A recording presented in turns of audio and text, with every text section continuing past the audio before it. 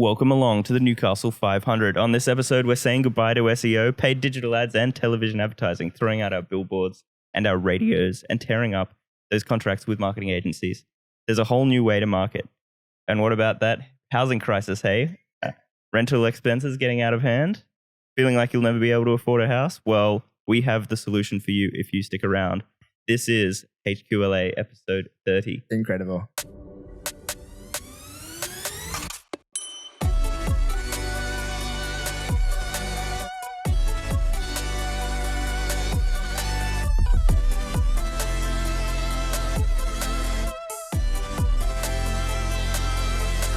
Can you believe we've done 30? No, I think that's pretty impressive, isn't it? It is impressive. Yeah. We're in this for the long haul. That's right. We are not one of those just intermittent podcasters that started during COVID and stopping at the end of COVID. That's right. There's actually a lot of, if you go into Facebook Marketplace and you're into podcasting, there's a lot of full setups that you can kind of grab from people who have just not picked up again. Nah, that's right. 2 episodes, maybe 3. Yep. You know. Right. So we're here back in Newey. If you're a keen follower, you'll have noticed that our last episode was remote, and we are back together again. So we're back in Newcastle. This is the Thrifty 500, as Isaac mentioned. Yep. We're in the Newcastle Supercars event. We are trackside at an apartment. So it is 7 o'clock in the morning, and we thought, you know what? What's better than starting the day off with a podcast? Absolutely. Great view behind us. Great little sunrise. So that's what we're doing. Thanks for joining us. Here's something exciting. Okay. Apple are launching a clean energy charging mode with iOS 16.1.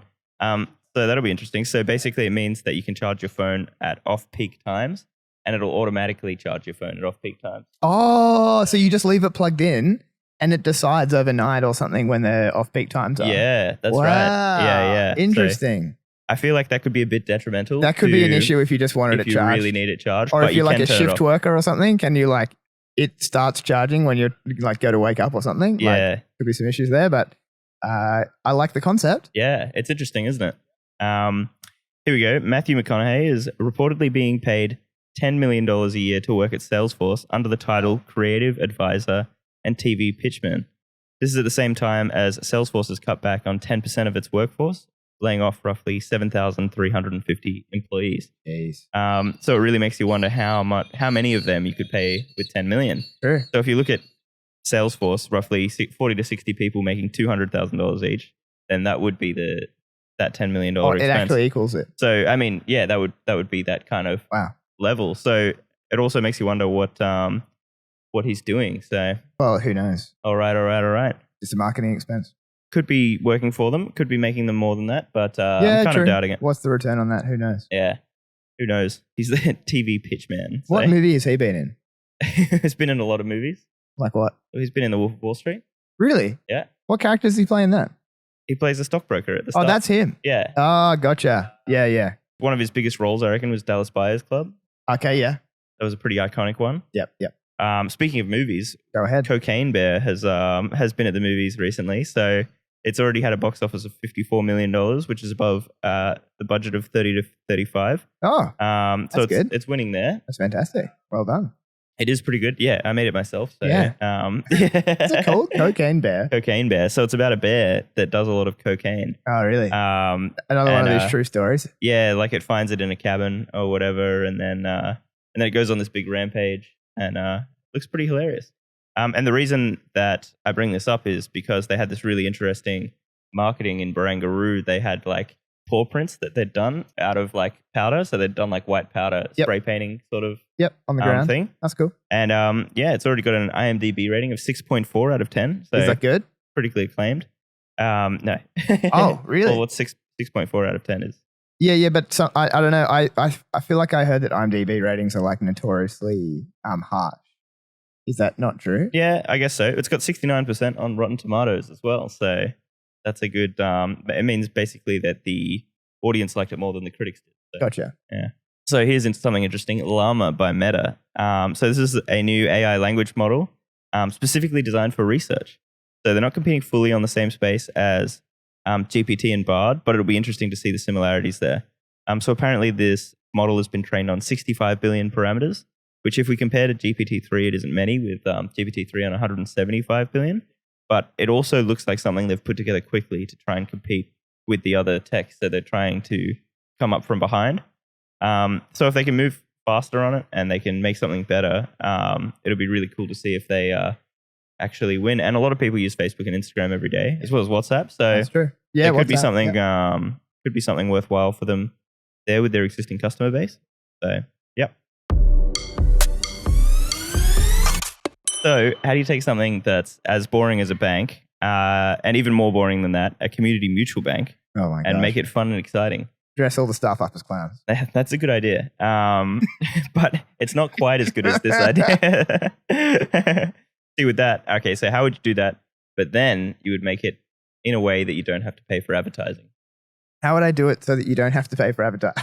Yeah. No, this question's too hard. Yeah, like are they clowns on the street, Like Oh, right. They're branded clowns. they're branded clowns. Yeah, makes sense. Well, it's actually not. It's gamification.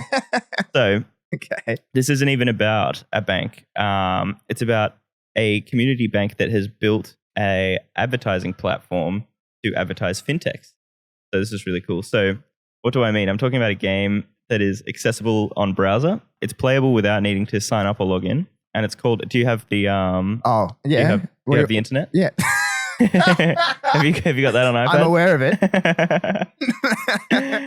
So on your internet device, essentially what you start with is Just started. you answer a few questions about what you're interested in finance. And so I actually came across this website not realizing that's what it sounds like.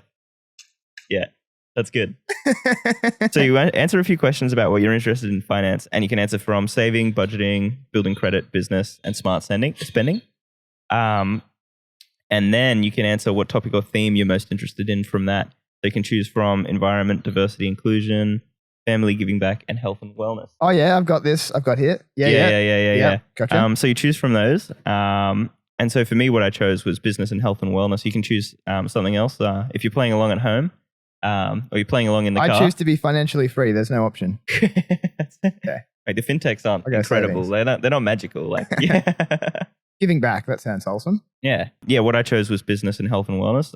And then it sends a little character that you can control to this island, and you walk around. You're walking around this fun cartoon island, and you come across these little characters who are at vendor stands, and they're like, There's a feeling in the air. Am I right? yeah. And then they're doing like a little conversation. He said, we're bringing good vibes and bringing people together. Okay. So basically, as you go around, you'll come across these little characters on these vendor stands, and they're actually all advertising a product. So on the first island I was on, there are essentially 5 fintechs. But even better than that is they give you all little tasks to do around the island, which are related to their fintech, Right. which is cool. So this is a game created by Coastal Community Bank. So how do you take a bunch of fintechs and actually get people to sign up? It's making people play games that represent what your startup actually does. So in this case, there were 5 games to play. So there was Pomelo, which is a fintech that allows for international money transfer. Mhm. No, you got to keep playing. No, I was playing it. I finished it. Yeah, it makes sense. Yeah. So there's fintechs that allow for international money transfer. So their catchphrase is that they connect people from afar. Sorry, just clarifying. So when you say there's fintechs, you're saying all of those little merchants that I was talking to, they're all separate fintechs. Yeah. You go around and you go to a little Okay, person. I But understand. those were more. There are also like little side characters as well. So Gotcha. some of the fintechs are more vendors. Okay. They're at like a little stand that is actually like as though you're at a conference and you Yes. and you see the stand. Okay, so then there's Bridget, which was a fintech which provides you with $50 to $100 to $250 loans with no credit checks and no interest. Interesting. No interest. Yeah, so that's What's the point of that? well, it's probably like an afterpay situation where it's like Oh, okay. charges Then you they after charge you like like- 300% interest if you're like 2 seconds late. yeah, something Okay, like that. Okay. So that helps you budget your money as well, and it helps you all around in managing your expenses. So the mini game for this one is where you meet this character, and he wants to have a bike race, and then you have little bike races against each other down this hill. Would it be accurate to say that they've sort of made like a little metaverse? Well, I'm getting to that point. So basically, the whole point of that one was that the character was saving for a bike, but there's a solid list of about 10 to 15 that are on all the little islands.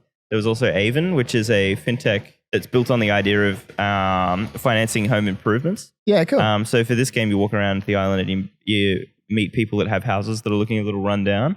And then what you do is that you go and you improve the houses. And then what you can do to see all of the companies on one screen is you pull up this little in-game mobile phone and you can scroll through the fintechs and look at each one. Yeah, right. And click on them one by one. And there's an article and an intro video about them, and they'll tell you what they do and why they want you to sign Cool up. idea. So yeah, it's very interesting. So the company behind it, it's Coastal Community Bank, and they're actually a business bank. And so it looks like what they'll do is you're standing. What a cool project for them. Yeah, I reckon. Yeah, well done. It's really interesting. Have you shown anyone at the place that you may or may not work? No, I haven't. But it is very interesting. It's a bit different, but it is cool. So it looks like they'll do your standard lending, your credit card stuff, but they'll also do treasury management. So if you know me, a business bank that does treasury management and makes its own video games is a very interesting combo there. That's right. It encapsulates everything that you are. Yeah, everything that I am. Everything's a simulation. So they might not seem to be all that huge, but they have 15 locations in Washington State in the US, and then that's all. So it's all in Washington there. Something that stood out to me, or more didn't stand out to me, was that their website doesn't really have a mention of the game that they've made, which is cool. Oh, wow. Totally separate. Yeah, so they've got it there, cool. But they've got their branding on the actual game, but they don't have the game in their website. Maybe because their current customer base would find it a bit silly or something. Maybe, yeah. And they're just trying to encourage the use of fintechs to make your life better. So that's cool. Very cool, actually. How'd you find that? It's interesting, and it'll be a future segment, I think. Okay. But yeah, it's but I did just stumble across it, and I didn't realize it was a financial thing or a game. And so yeah, I was on there, and then I was like, oh, this is cool. So I wouldn't really call it a is it, how does this tie into crypto, metaverses, all that stuff? I wouldn't really call it a metaverse, though there is a game area to walk around in. There are no other players to interact with. So you don't have all those advantages and disadvantages of metaverses. There's no customizable spaces or things like that. It'd be cool if they had staff members walking around. Yeah. Like live chatting to people? Doing live chat, yeah. Like VR. Yeah, it's not really like a VR, AR experience or anything like that. In saying that, metaverses are a similar concept. So let's have a quick look into a few of them. So we've got Sand, which was Sandbox. Yep. So this coin is down 78% in the 1 year view. This was one of the most popular metaverses. The other one was Mana, Decentraland's Mana. Right. This one's down 75% in the 1 year view, which was another popular one of those metaverses. There's a lot of concepts and things on that one, I think. Yeah, absolutely. Yep. So what are the other examples of metaverse advertising that we've seen? And how is Meta doing? That's probably what you were wondering. Yeah, okay. And so basically, JP Morgan launched a hangout space in the metaverse last year. So this was an area inside Decentraland, and it was honestly very strange. It was kind of funny, but they really thought it was a real future play. So they had a little area. I think they had a little portrait of Jamie Dimon, the CEO. It was all very odd. And then all random people would just be in there trolling each other. Yeah, well, that's right. I can imagine the people who are playing those games are not necessarily the type of customers that JP Morgan might be looking to encourage to be a part of their organization. But they were making sure to invest in future ideas, and so that's what they were concerned about. So Facebook became Meta a year ago. And so, well, a little bit more very fast. Yeah, a little bit more than a year now. Do you remember that big long video that Zuck did? Yeah, the Zuck. Yeah, it was very strange. Yeah, explaining everything. Yeah. So since then, we have seen he's been doing some MMA stuff with like metaverse trackers on him to kind of show him off. They've pumped over $10 billion into creating their own metaverse. Mm-hmm. And in my mind, that hasn't really gone anywhere. Like, I'm not really sure. Maybe I'm judging too soon, or maybe I don't actually see the users of that. Must be big in the US. I don't know. Maybe, yeah. Or maybe they just haven't fully got there yet. Anyway, overall, I think that this advertising method is a really good idea. They're building a platform and then selling advertising space on a fun little quirky game. It's a brilliant way to capture attention and build your brand. And they might not even have it set up as an advertising model yet, though. Like they might get paid on signups, or they might have some kind of affiliate fee, or maybe they own a little piece of all these fintechs, or they could all just be customers of Coastal Community Bank, and they're adding a little bit of value there by adding that. And the more users that they have, the more kind of secure that Coastal Community Bank's position is. So yeah, when one of the individual fintechs grow, kind of the whole group kind of grows together in that sense, which is really cool. Very cool. And the idea is kind of more solidified.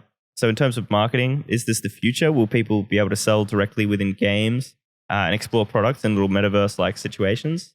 I'm not sure, but I feel like it's a big opportunity. Yeah. It's kind of like buying Facebook ads in 2010 or getting into Google ads in early 2000s. It might have an abnormally large return on ad spend, or it could just be a total flop. So yeah, it's cool.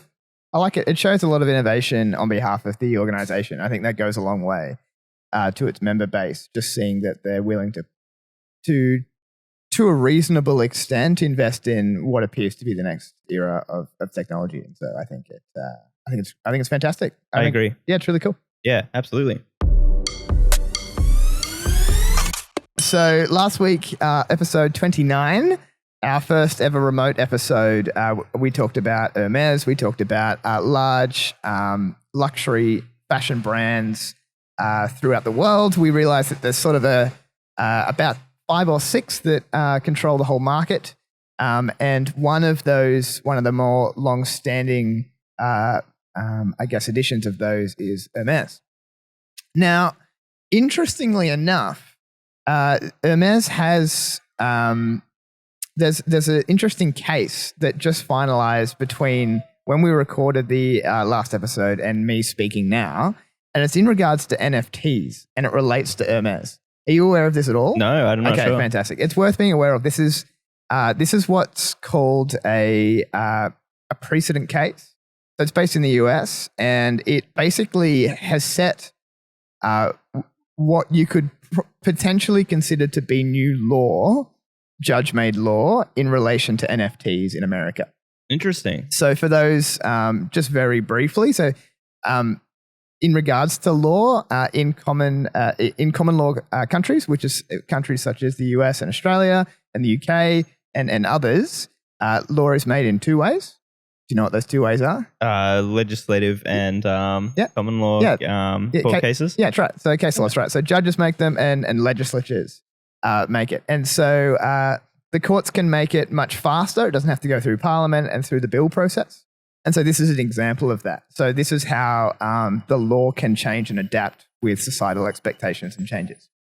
So for those of you who haven't watched last episode, let me give you a quick little rundown here. So Hermes, they're a luxury brand. They're known for, among a few things, we talked about the Birkin bag. Remember the Birkin bag? Yeah. Last week. I went and found a few figures, right? So yeah, in the US alone, they've sold more than $1 billion USD in revenue worth of just Birkin bags. Yeah, right. Which is pretty significant since its inception.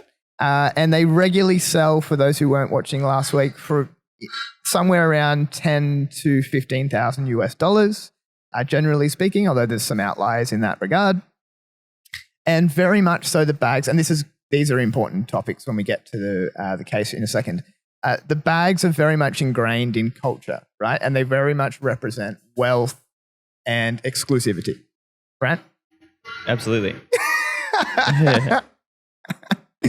And interestingly enough, it's worth noting that Hermes has trademarked both the word Birkin and the shape of the bag. So now there's an NFT project which you can go and look up, and it's called MetaBirkin. If you've got your laptop there, you may as well have a look, right? And so this was created by an individual named Mason Rothschild, and it was basically a collection of 100 blurry, furry images of digital Birkin bags. And so basically the mint price for these when it first came out in December 2021 was equivalent to $450 US, which is pretty significant dollars for, an image. But, in those times, that's what was happening. It's I'm looking at a furry bag with a banana taped to it. Perfect. So, okay, that's a good example. Some of these images have sold for upwards of $40,000 in the secondary market right around mint time. which is sort of often when the hype is really happening. So that's context on Hermes, and that's context on this completely separate, and it's important to make that note, completely separate collection created by a completely separate individual. Okay? This guy's an artist in LA. He's done a bunch of other things, and he's created this collection. Right. So he's not involved or associated with He is not involved Hermes. or associated with Hermes. Now, there is some, I guess, information out there stating that he did approach Hermes to try and see if they'd be a part of it. If that's true, they certainly didn't agree to be a part of it. And that's almost worse because it means he knowingly asked them to be a part of it and they've said no. That's right. It's sort of equivalent to asking your parents if you can do something and then they say no and then you go and do it. Yeah, yeah. It's much worse than if you just hadn't have asked them. Yeah, I think every kid knows that. Yeah. So I'm not sure if that's true or not, but it's possibly true. So basically what happened was 3rd of December, 2021, the collection drops. 16th of December, so sort of 2 weeks later, Hermes sent Rothschild a cease and desist letter, right? Basically alleging that MetaBirkin's NFT collection had infringed on their trademark. Remember what they say they trademarked? They trademarked both the shape of the bag and the name of the bag. Yeah, exactly. Did you say his name is Nathan Rothschild? No. Okay. Mason. Mason Rothschild. Okay. Yeah. So I thought it was the really famous descendant of the Rothschilds. No. That's a good question. First of all, there's no S on the end, so I think it might be like a totally different family. Because is it Rothschild or is it Rothschilds? No, well, Rothschild is the famous name. Oh, okay. Well, so is it like oh no, this is Rothschild. That is how you spell it. Yeah. That's how you spell this guy's name. Right, too. okay. I don't know if he's some sort of descendant. This is the banking empire. Yes, that's right. Yeah, okay. I don't know if it's related. Right, okay. Tell us in the comments if it's related. Okay, cool. Sounds good. So at that time, he got a cease and desist letter. That letter, that was also sent to OpenSea because it was obviously listed on OpenSea as the collection. And so OpenSea did remove it at that time. And Rothschild argued that his NFT collection was protected by the First Amendment. Okay. Which basically freedom of speech. Exactly, just freedom of speech. And he was saying that it was giving him the freedom to create art based on his own interpretation of the world as he saw it around him. Okay, so that's a very broad general statement. And so you'll be able to see here, hopefully, I've got the letter. He published the letter that he sent back to Hermes. Yep. And so he's put it on his Instagram so that you can read that now if you're watching the video version of this. It basically just says what I've told you there in regards to him creating art. So now on 14th of January, 2022, Hermes had enough, right? So this is sort of circa a month later. So Hermes brought a lawsuit to the New York Federal Court, and they were seeking damages. Now, do you know what I mean by damages? I don't know. Seeking damages means that essentially you're hoping for a payment for the damage to your brand, or in this case, the damage to your brand. Exactly. So damages is just monetary compensation. And so the calculation what they were claiming was damages for the profits that he had made off a trademark that they owned. Yeah. Okay. Absolutely. Great. And on top of that, they were seeking an injunction. Do you know what an injunction is? I'm not sure. Is that a cease and desist on stopping business? Yes. So basically an injunction just prevents someone from doing something that they're going to do. Yeah. So in this situation, the injunction is to stop the sale of the collection on OpenSea and on his platform. Yeah. Okay. So there's a cease and desist stop order that they're seeking, and they're seeking some monetary compensation. Yeah. Also, I've looked up, his real name is Sonny Estival, and it looks like he's just using the Rothschild name, which might be another cease and desist case in the making, I think. Okay, interesting. Yeah. Okay, so the Hermes suit was based on three things. You ready? Trademark infringement. Trademark infringement. We know what that is, so that's based on the word and also based on the shape of the bag. Causation. No. Oh. Legislation. Stop saying legal words. Dilution, which is an interesting one. So dilution is basically saying that use of the word Birkin has damaged their distinct quality that's associated with their brand. Yeah. Okay. So it's almost like, goodwill. It's sort of like saying, listen, we had this goodwill built up. Now you've defamed that goodwill to a certain extent. Yeah. And so we want some compensation for that. And the final one, I don't know a lot about, but it's interesting. It's called cyber squatting. Cyber squatting. So it's the use of a similar domain name that may be confusing to consumers. And so he was using the domain name www.metabirkins.com. Right. And so they were just claiming that that's confusing. Maybe not such a good argument because their domain would not have been anything to do with Birkins. It would have been something about Hermes. Yeah. But it's an interesting claim. So they also mentioned that, so we've seen a lot of luxury brands come into the NFT space, right? So if you look online, there's a few that have created some collections. And Hermes also claimed, generally speaking, that Rothschild's or Mason's project had also disrupted their future endeavors to be a part of the NFT space because now consumers are confused as to who owns what and what's going on, right? Yep. So then after this lawsuit is filed, Hermes releases another letter to his community this time on Instagram. Again, we'll post that. And it just, again, it basically argues his point regarding free speech, et cetera, talks about Hermes not being up to date with the times, et cetera, like that, trying to intimidate him, stuff like that. So now, it's worth noting this, right? I'm hoping this is a little bit interesting for some people who are interested in how the law works. So basically, in the US, they use a jury is not always in place. Yeah. But where there's a significant issue of fact, which means there's two sides to a story, and we need to figure out what actually happened in the situation. Oftentimes that goes to a jury for them to make a decision as to what they think actually happened. Okay.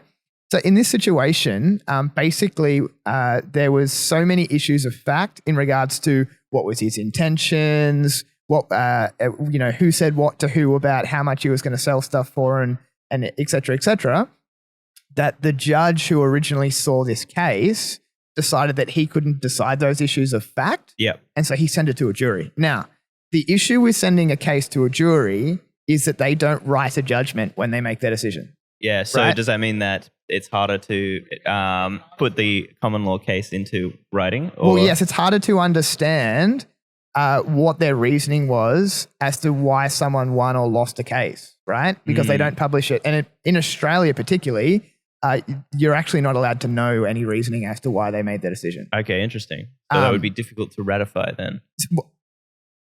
Yes, it's it's difficult to pull any principles from the case.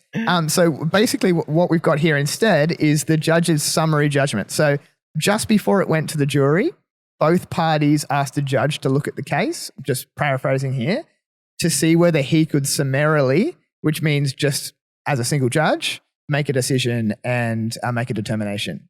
At the end, he decides that he can't and needs to go to a jury, but we can use this case. He pulls a lot of legal principles and reasoning out, okay?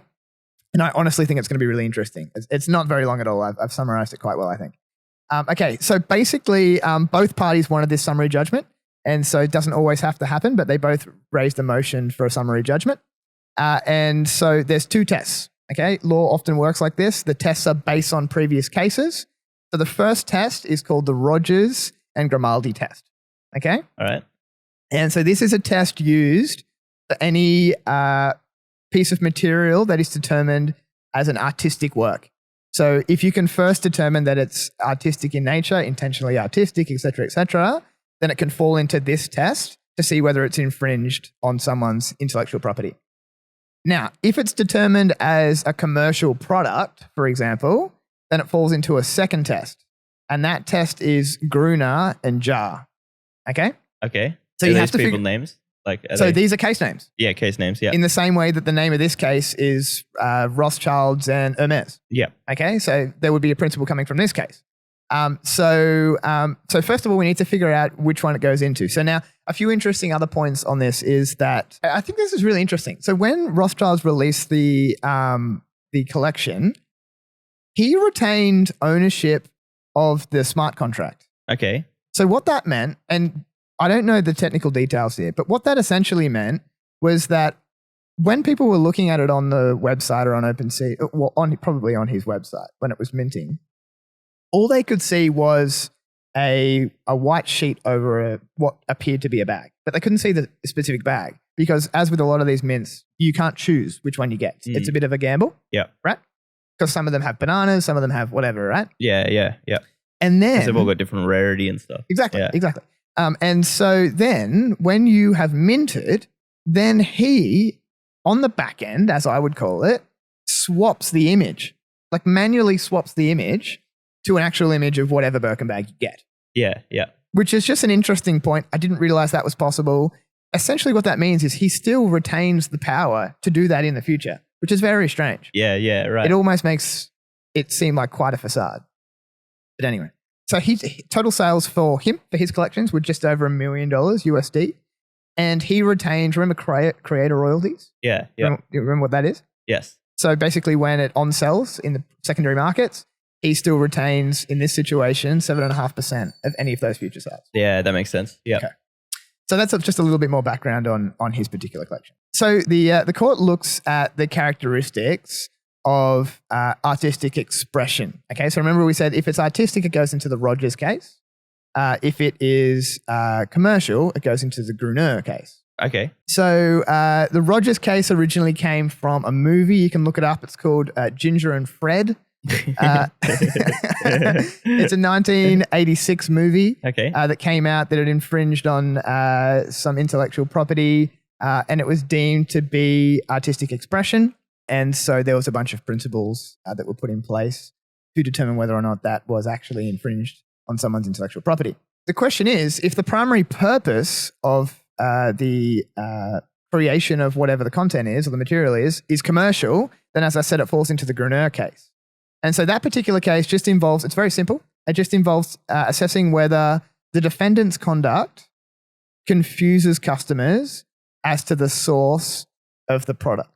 So if it's deemed to be commercial and it's confusing as to who actually created it, it can be deemed as infringing on intellectual property rights, and the person who's making that claim will probably, get some sort of remedy, i.e. damages. Makes sense. So the court said in this situation that the judge decided that the Rogers case was potentially most applicable. Now, that was the one that's related to artistic works.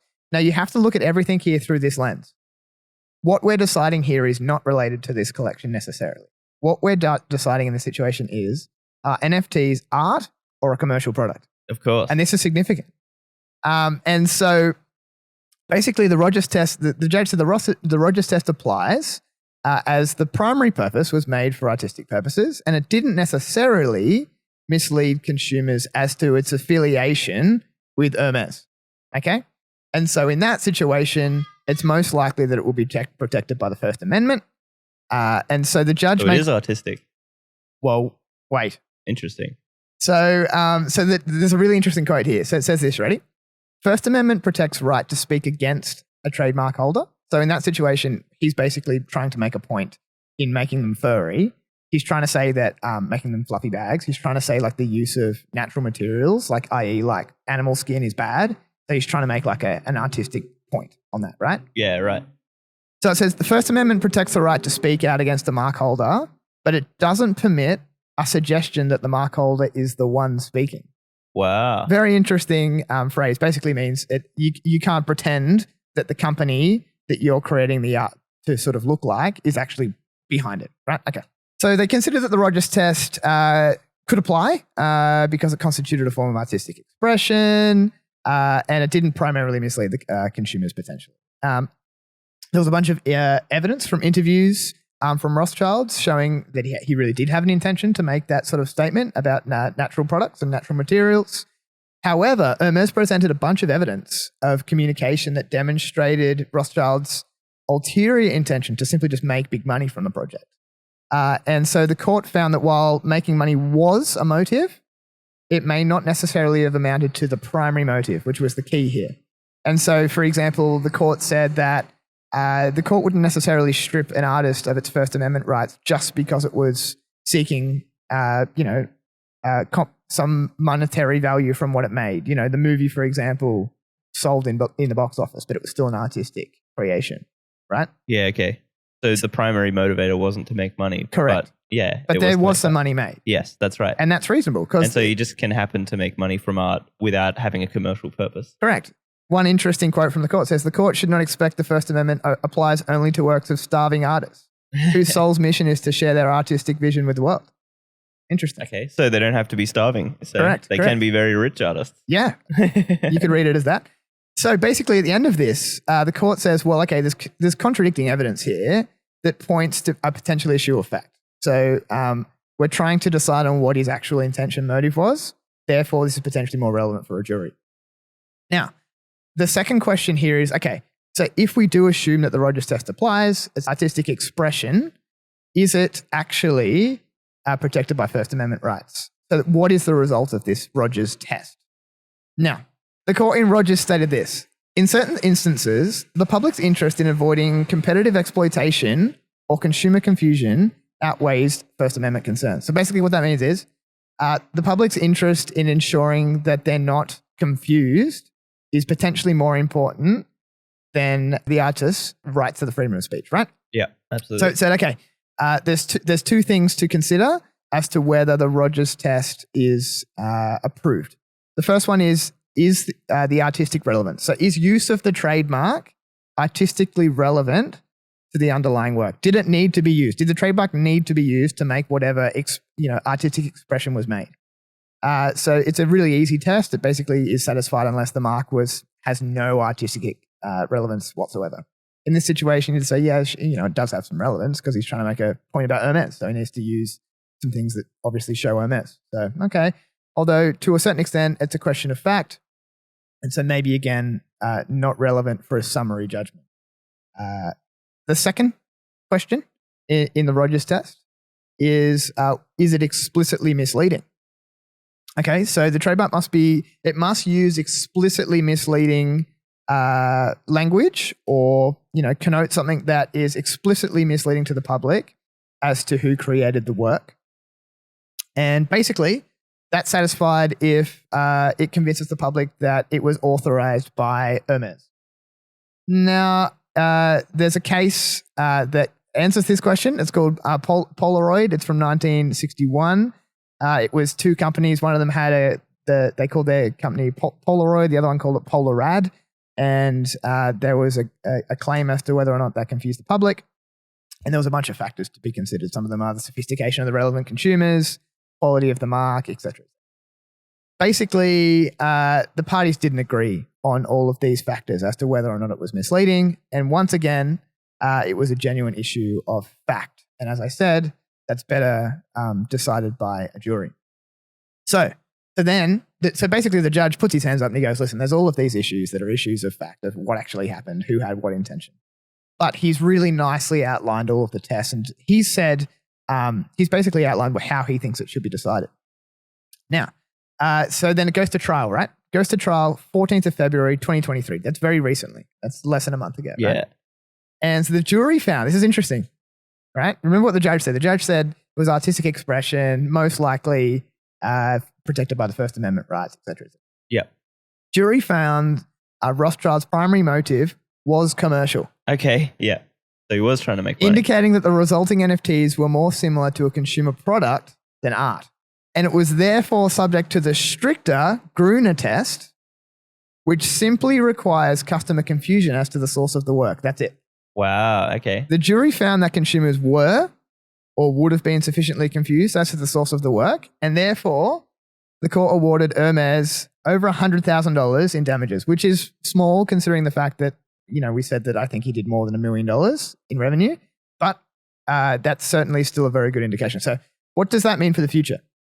So Hermes and Rothschild's potentially, we have to see how the courts use this case, but it may be a precedent for NFT collections being able to be classified as commercialized products, rather than mere artistic expression. And if you take it one step further, it's almost like you can take them and turn them into securities and have them regulated by the SEC. Totally. So what does that mean for current NFT collections? So it should mean that current artistic collections should consider how they can basically stop consumers from being confused as to whether or not it's endorsed by some sort of mark that they're using, by a prominent disclaimer or press releases, etc. Then in my head, that should solve that issue. Because remember, the test is just a consumer is going to be confused. And so it's interesting. Now, just leading off this, have you heard of StockX?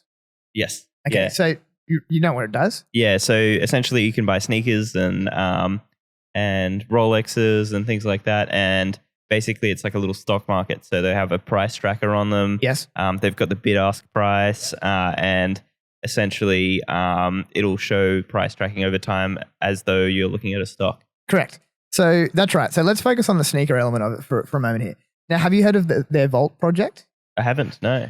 You may have heard of it. So, is this basically where they're taking the items and putting them in a vault, and you don't actually, you get a token which represents the value. You get an NFT, which represents the product which is in their vault. Yeah. Okay. So summary of that is basically it's still all secondary. So if someone sells, my understanding actually is that StockX actually purchases on the secondary market a bunch of shoes, or at least facilitates the transaction.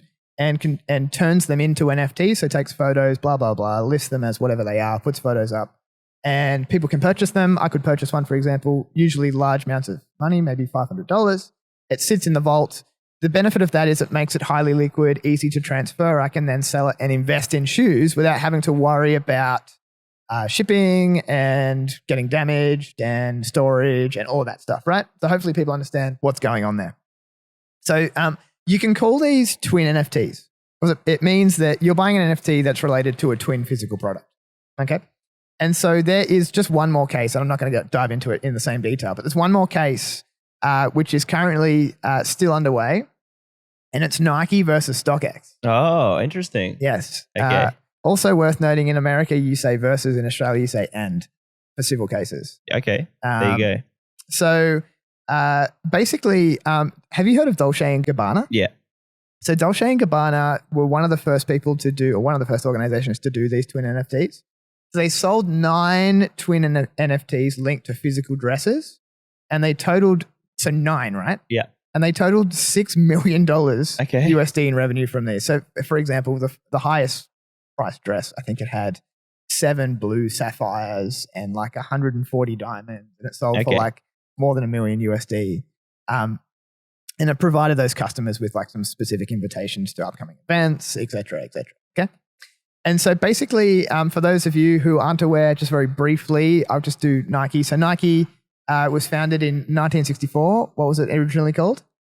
Tiger shoes? No. Tiger. They were the first shoes that they... I'm not sure. In Australia, it's an ice cream brand.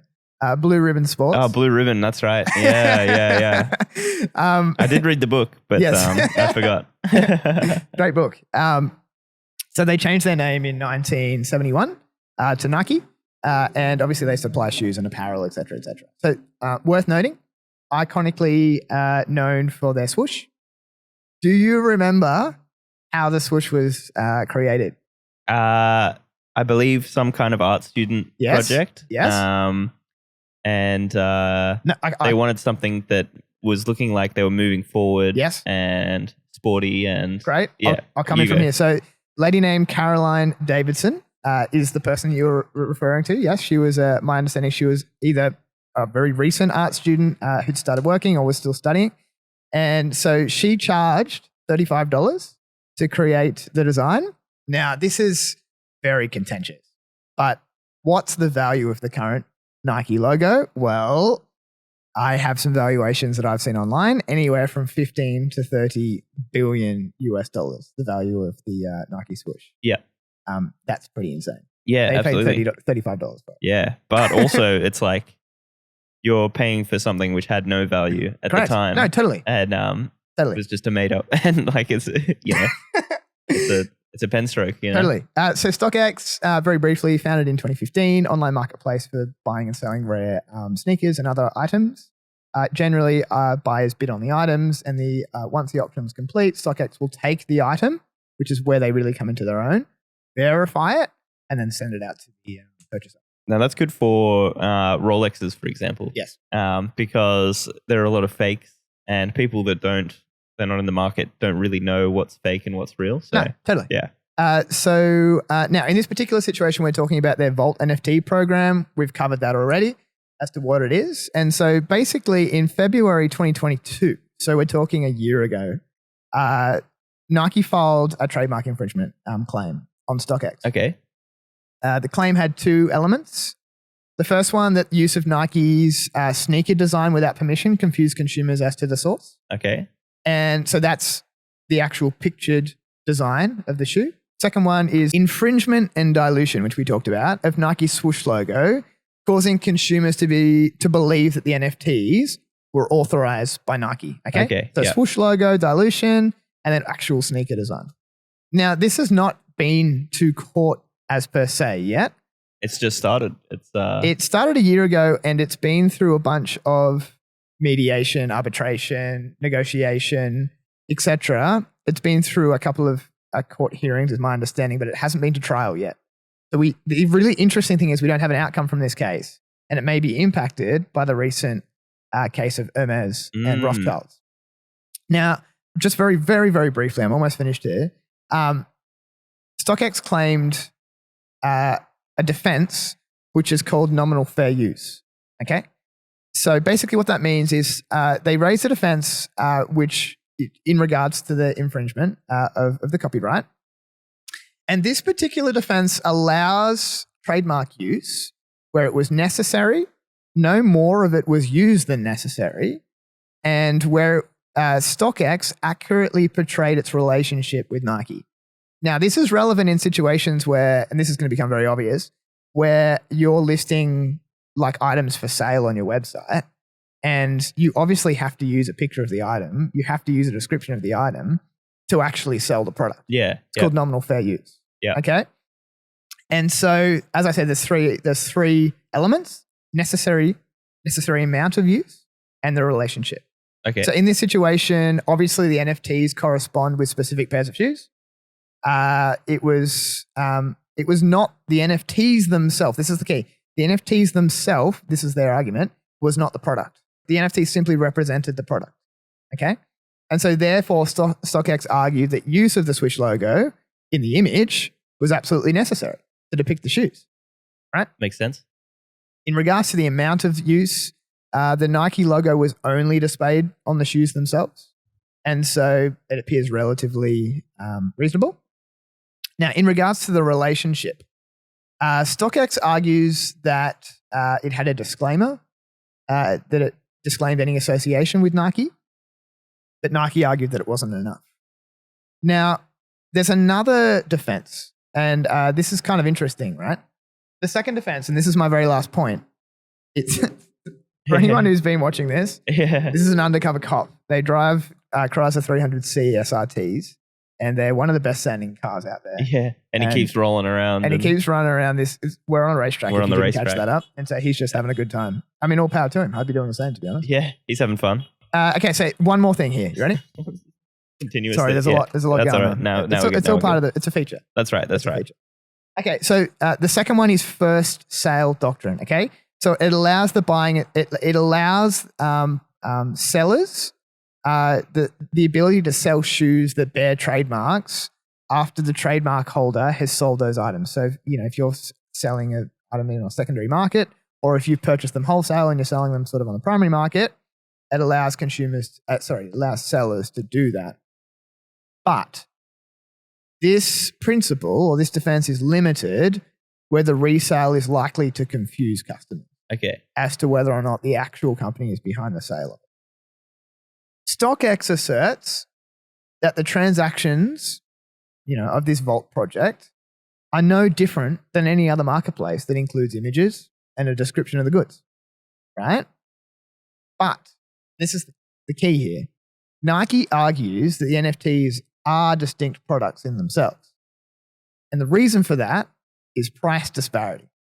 Now, all that means is Nike states that StockX has sold Nike branded Vault NFTs at prices that are many times the multiple of the value of the underlying shoes. Okay. But the secondary value or the original retail value? The original retail value. Okay. So what they're claiming is that, and I guess the interesting thing here is leave it at that for the minute. What they're claiming is there's a major disconnect between the price of the physical shoes, what they're asserting should be the price of the original shoes, and the price that's actually being paid for the digital option to redeem the shoes. So they're claiming that this demonstrates that the consumer considers the Vault NFT to be a unique asset with a distinct value that's separate to the physical shoes. If the Vault NFTs are distinct from the shoes, that could defeat the defense and imply that the NFT is a product in and of itself. Now, if that is the case, then you simply apply the principles of Hermes and Rothschilds as to whether or not it confuses consumers. If it does, then it's infringing on intellectual property rights potentially. If it doesn't, then there's potentially no claim. Wow. So it's a precedent. So the Hermes case is potentially a precedent that may or may not end up solving this Nike case, which is really interesting. I think that would really show causation. So that is an unusual segment. I've never done a law-related segment before, but that was really good. I'm really hoping that is interesting to people. I tried to explain it in a way that was consumable because I know sometimes the way judges write is difficult to read. So that is that. I think it's interesting. I think it's an interesting space to watch. It's something I'm interested in. There's other cases. There's another case, for example, that comes out of Singapore as to whether or not NFT can even be decided as property. Yeah. Is it property or not? That's a really interesting case as well. Yeah.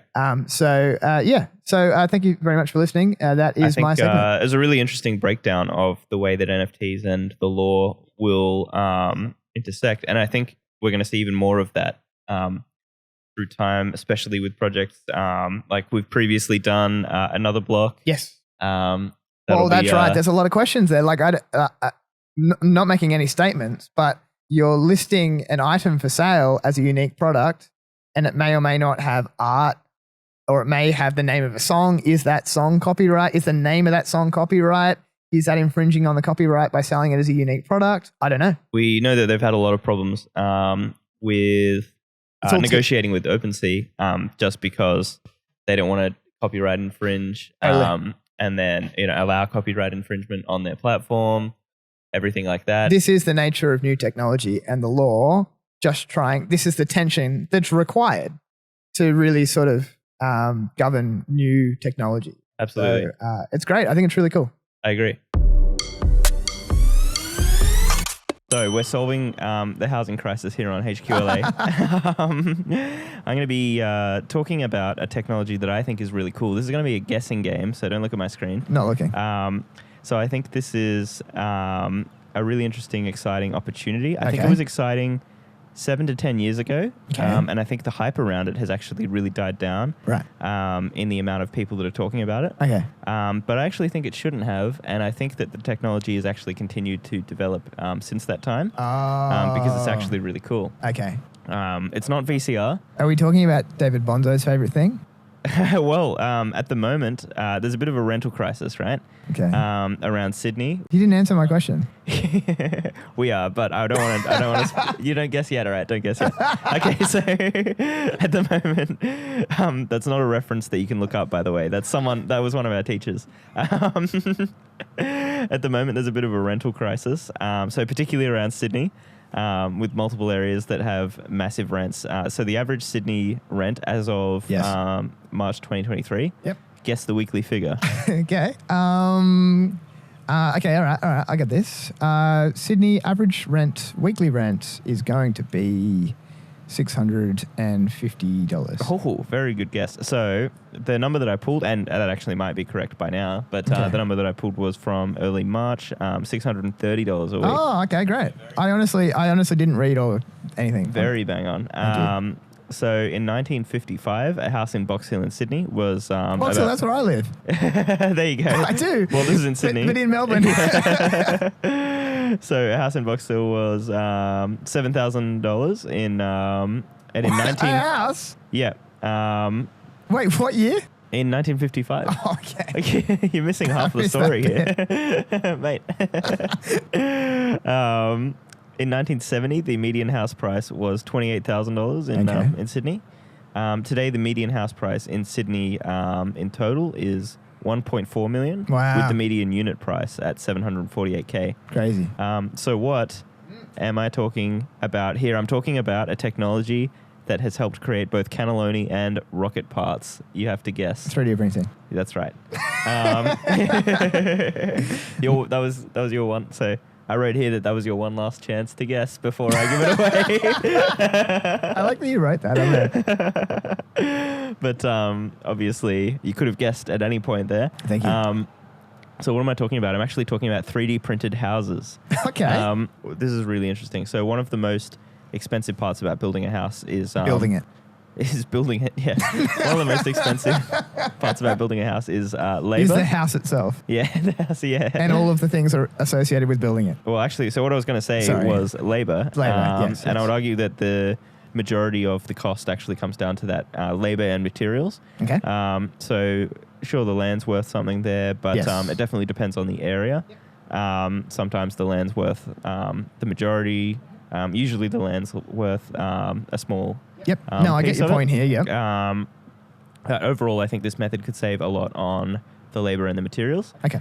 So there's this really cool company called Icon, and they've built 7 homes for the homeless in Austin. Wow. And they've built a few full house projects that they've sold as well. And so their method is that there's a 3D printer that's shipped out. It's assembled by 4 people in an hour. And the 3D printer is... whoa.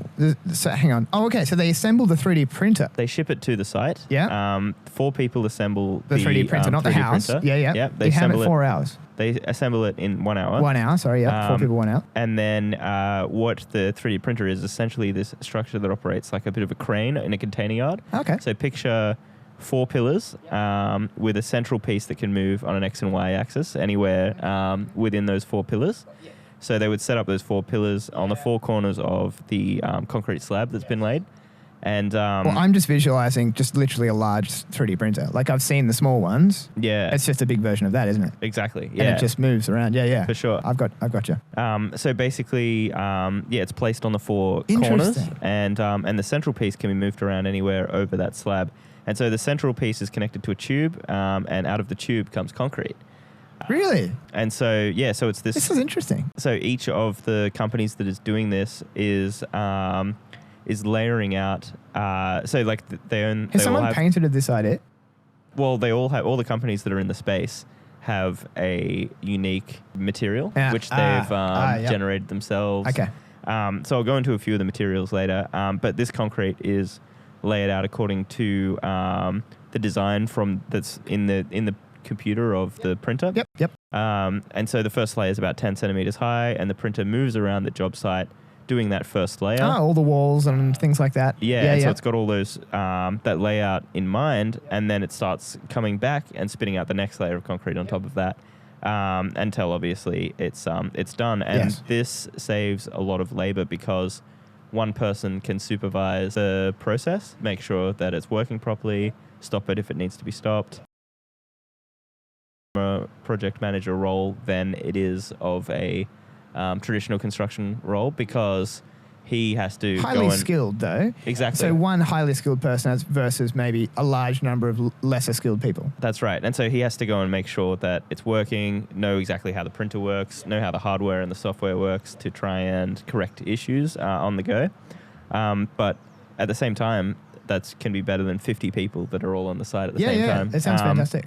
Yeah, so basically the designs actually look really nice. So their showcase home is called House Zero. Okay. And it really shows off what they can do with this method. So Is there a maximum size? Obviously the answer is yes to that, surely. you would think so. So I would say probably. Okay. But this is a pretty big Solid answer. house. So, well, you can move it A around. solid probably. A solid probably. I guess you can move it around. Oh, to different sections. I would say Oh, if you really wanted to. yeah. So probably no end to what your imagination can think. Emphasis on the probably. If there's probably no end to what your imagination can think.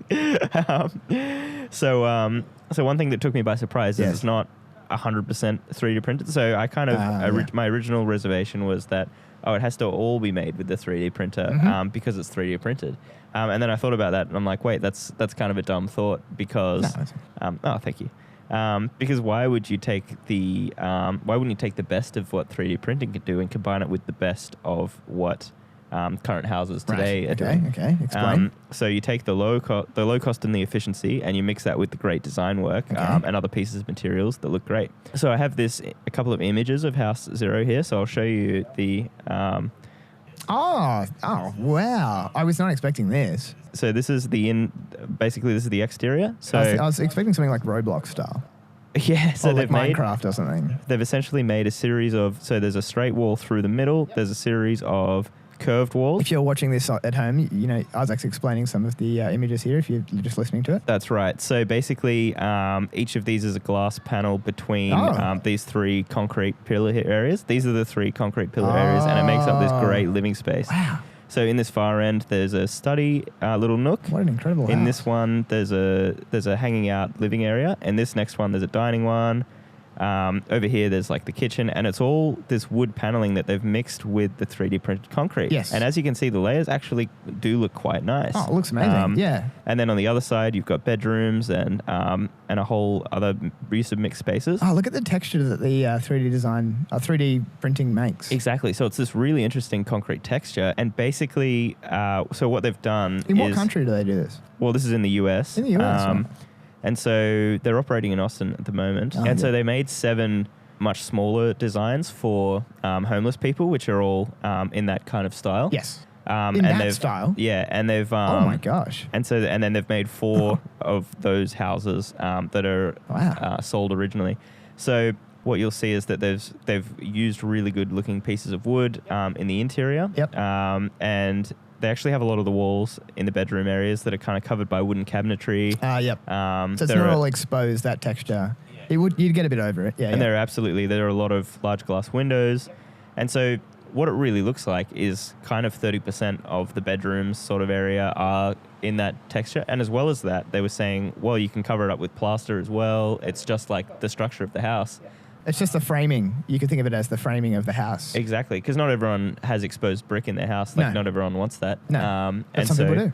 Exactly. And so you can have areas of exposed brick, you can have areas of not, but in this case, it's areas of exposed 3D printed concrete, which actually makes a really nice, it looks like a really cool texture. It does. It's a little inconsistent, which is kind of cool because it has those areas that sort of jut out a little. Well, that's right. And nature, it kind of feels natural more so than man-made because, you know, nature's inherently kind of like random and abstract. Exactly. And that's what it feels like. Yeah, for sure. So cool. Made a really interesting, I really like that concept, the open living areas and... no, it's very cool. And all that. And so obviously you've still got the rest of the build to do after that. You know, you've got the finishes, the electrical, the plumbing. The only downside is it takes 16 years to build each house and they cost $40 million. No, so, well, the idea is that it's actually cheaper to 3D print.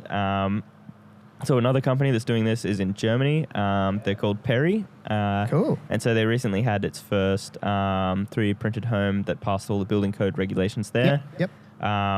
And basically, that's a scaffolding company with a research and development department, which is almost more interesting than the fact that they're doing 3D printed homes, because it's funny that they have a R&D. Be nice to know who that person heading up the department is. You know, that's a pretty innovative person who's doing that. Oh, exactly. So they've produced a 2-story house with 160 meters squared of living space. That is something I struggle to conceptualize. When someone says square meters of a house, like people talk about it a lot with apartments and people go, whoa, that's massive, or whoa, that's so small. And I'm like, I literally can't gauge that. It's a small house and a large apartment. That sounds like a lot. He says like 100 and something. I'm thinking like, whoa, that's like a football field. It's a small house. But it's not. It's a large apartment. So our apartment is 140. So that's how you... Sorry, everybody. Jeez. Goodness me. My future apartment is 1,000, and it'll feature. Have you seen the? This is a tangent, but in New York City, the $250 million apartment that's on top of. No, I haven't. It's on top it's not of this obnoxious guy with the grey hair. Yeah, that's that guy. Yeah. The guy on YouTube, Ryan. Yes. Yeah. He wears the suits and he jumps in the pools with the suit on with and stuff like that. Yeah. Yeah. He's great. So yeah, it looks like they were using the same method there with the 3D printer operating like a large crane situation. Okay. There's also Mighty Buildings times the Palari Group. So this is a combo on YouTube that I found. Nice. So this is basically a project where... Are they based somewhere? Yes. So they're based in Coachella. They're doing this project in Coachella. Coachella Valley. It's at Palm Springs in you know the Coachella Festival? Yeah. Oh, that's in Coachella. Yeah. So basically they're taking a few steps further. This is a collaboration. So they're aiming to do the world's first zero net energy 3D printed homes. So the main difference is that they're prefabricating their houses in a warehouse and shipping them. So they can make a full tiny home instead of doing the construction. Not in concrete, I assume. So I would call it more of manufacturing. And their actual unique A friend of ours is doing this. Yeah, so they have their own patented type of material as well. Yeah, it would have to be quite light, but also quite rigid. Absolutely, yeah. That's Carbon fiber. what you would have to look for. It'd have to be cheap. Yeah, too. it's like some kind of stone, I think. Oh, really? So it's like some kind of stone that they've made as their own little patented material. So here's the reason behind it. In 2021 and 2022, this is why it's going to solve the housing crisis. We saw a huge increase in the cost of lumber as there were supply shortages. Yes, that's right. So the cost of wood seemed to be going up at least 40% a year. That's right. We had a friend who was building decks at that point, and he was complaining about the issue of having to. Well, we were running it. Sorry, this is a tangent, but it's interesting. We were running a website for him, and it was we'd created an automatic quotation tool that allowed customers to come on and quote up their own decks, and he had to continue to get us to add a multiple onto the number at the end to continue to allow for this crisis. Yeah, that's right. And so we had to keep marking up the price of wood. And so, we've got our own experience with this. So there's actually a random length lumber futures market on the Chicago Mercantile Exchange, which was up 236% from its trough to peak in May 2021. Okay. So the CME is the largest derivatives exchange, for context there, in the world. Okay. And essentially that's a futures market. So the derivative on the wood, everyone was so fearful of this price increasing that they marked it up by that much. What's the future of the industry? So Dubai wants to 3D print 1/4 of its new buildings by 2030. Every building? Yeah, 1/4 of its new buildings. What about like a skyscrapers? I don't know. It just wants to. That's their plan. I haven't. Oh, they want to. They're not going to do it. In the same way that I want a private jet. Well, they plan. That's what their plan is. But I think they can actually do it because they seem to just do things like crazy scale. Yeah, no, that's right. Like building Dubai in the shortest amount of time and whatever. Yeah. So basically, what are the few of the issues that they have to get past first? So strict construction requirements. So some of the systems in place might not pass regulations in every country. Yeah. No, totally. Various weather conditions. Yeah, Dubai. Incredibly tumultuous weather conditions. Yeah, well, so one of the issues was that constructions, the German one had some pictures of, or one of the European ones had some pictures of a site covered in scaffolding, which had a huge gazebo over the project to protect the printer. Yeah. So it had all of this sheeting up like this giant tent. Oh, okay. I was thinking about weather conditions after building the actual house and as to how it would actually withstand them. Well, it's essentially concrete. Yeah, okay. You make a good point. Yeah. There are also different materials. So I think concrete seems to be the main consensus, but not everyone just wants a grey printed concrete house. And I'm not sure how sustainable it is. That's something to think about. So it's good for, but it is good for insulation. I think it's relatively sustainable, but like it sounds like you might need to use less energy for heating, cooling, etc. Yeah, and that's a good thing, I suppose. And the material itself. And one of the other issues is that the technology is obviously very expensive. So there's this website called Aniwa with two A's, and that actually lists out the costs of each of the 3D printers. So they have 13 different models from 13 different companies that are doing this, and they're all different specs. I wouldn't have thought there'd be 13 companies doing this already. Well, it is interesting, yeah. So it basically says that they can cost anything between $180K and $1 million. Oh, that's much cheaper than I thought it would be. Yeah, so it isn't bad. A builder could buy that. Like anyone that you would do within your day-to-day work environment. Yeah, well. Like you would be dealing with people who could buy this thing. Exactly, yeah. Not that I do anything for work. I'm a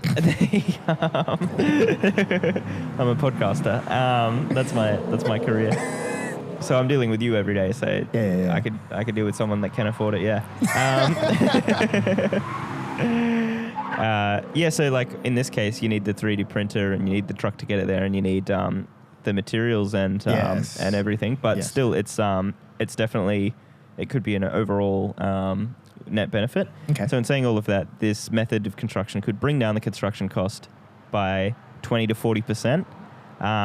So in one area of France, a local university did some research and worked out that the average construction cost of a full-sized single-family home could be built in this area for $232,000 in 2018. Right. So that was 2018 USD. And then they worked out that this was a 3D printed home, and that was 20% less than the cost to construct a same house by traditional methods, single-family home. Gotcha. So that's where you get that percentage from. Yeah, exactly. Fantastic. Yeah, so that's great. My conclusion here is that this is a really cool future idea. Yeah. It actually seems pretty viable. Yeah, it does sound viable, yeah. Yeah, and it could be a really We good... haven't spoken about the time it takes to build the house. Do you have that information or not? No. Okay, we're assuming it's quick. Yeah, I would assume it's pretty quick. Yeah, there are a lot of home builders out there. It's a massive industry. Construction is gigantic. Ooh, here's one for you. How noisy is it when it's building it? I'm not sure. If it's not noisy, can it work 24/7? Yeah, well, maybe, yeah. That's actually a great point. Could potentially be a lot faster. So we've had a few different styles. The Icon seems to be the most premium product. Yes. That was the initial one you were talking about. Yeah. We talked about Peri in Germany. We talked about Mighty Homes. Yes, you did. There are, Icon was Austin. At least 10, yeah. Austin in Texas. Yeah. So yeah, there's a lot of different approaches from going from doing it straight to doing a prefabricated approach. Yeah. Yeah. Love it. But it's a great idea, I think. This has been HQLA episode 30. Yeah. We were saying goodbye to SEO. We were looking at the copyright infringement. We do. There were 2 champagne glasses and both of them were really dirty. Oh. And so I was like, this would look great for the shot, but I wouldn't want to drink it. Okay, so right now Isaac is opening a bottle of Prosecco, aka champagne, not official, and it is episode 30, and so that's significant for us. It's also 3 years since Isaac and I started doing some business endeavors, and so it's a significant moment for us. So Way! Very. And so we just wanted to share it with you guys. We're also on holidays, and so as I said earlier to Dave, does it even need justification? Maybe not. I don't think so. You know what they say, Nathan? No, I don't know what they say. Champagne for my real friends and real pain for my sham friends. Cheers. Oh, that was a good sound. Oh, yeah. When you're drinking it like this, it feels like you're doing the thing where you pour it into the other person's mouth. Oh. No. Yeah, let's do that. No, put the elbows around. Yeah, And then drink it like that. No. I'll do it with my microphone. Okay.